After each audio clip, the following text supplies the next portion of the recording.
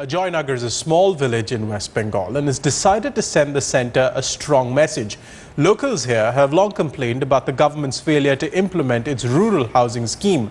Now they tell Manogya Loiwal they will boycott the elections because of this.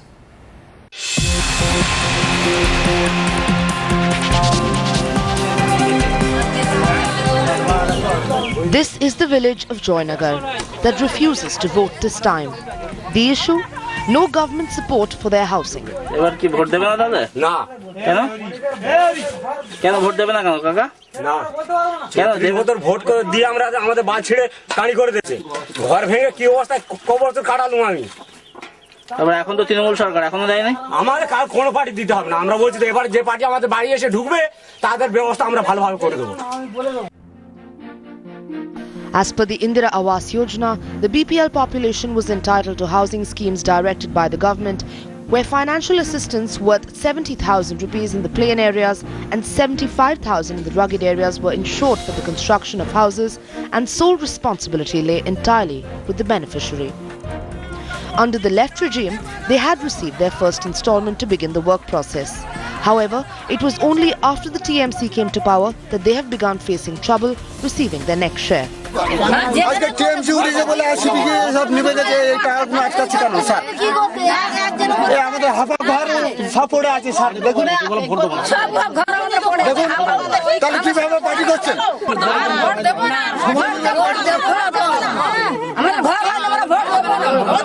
Vote এখানে দেবো না vote পুরো boycott করবো আমরা এখানে একদিন ভোট করবো না আমরা পুরো বয়কট করবো। The district authorities and the politicians, however, are feigning ignorance. বিষয়টা আমার কানে এসেছে। আপনাদের একটা কথা বলি, এটা প্রিভিয়াস টেনিয়র অর্থাৎ আমাদের টার্মের যারা আগে ছিল এটা সেই আমলেরই। তো যেই আমলেরই হোক, প্রথম কিস্তির টাকাতে তারা কাজ করেছে, ইনকোয়ারি হয়ে গেছে, দ্বিতীয় কিস্তির টাকা পাচ্ছে না, অভিযোগটা আমার কাছে এসছে। তো আমি এখনো পর্যন্ত বিডিও সাহেবের সঙ্গে এই ব্যাপারটা নিয়ে আলোচনা করতে পারিনি।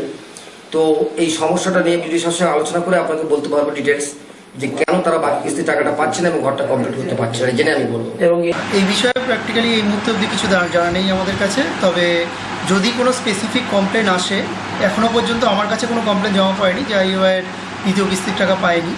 তবে যদি কোনো অভিযোগপত্র থাকে এই বিষয়ে আমাদের কাছে জমা করলে পরে আমরা সেটাকে ব্যবস্থা নেব। আমি বলবো যে কিছু লোক যখন বলছে তখন তারা একটা ডিএমের কাছে এটা গিয়ে জানাক, আর তারা যদি মনে করে যে আমাদের কাছে দেবে তারা দেবে ঠিক, আর নিশ্চয়ই কিছু পায়নি কারণ সেখানকার সাংসদ সেভাবে কাজ দেখেনি, সেটা ঠিকই। আমরা দেখবো কোনে যদি অভিযোগ থাকে দেখবো। Both at the decision of the villagers to boycott the elections and at the villagers' plight. Call it the ignorance of bureaucrats or petty politics played by politicians. The fact is that the villagers of Joynagar have suffered for years together.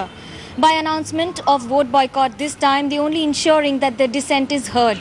But in the end, is it being heard by the politicians who are asking for votes this time? Is what remains to be seen. With Prasenjit Saha in Joynagar, this is Manogya Loiwal in Kolkata for Headlines Today.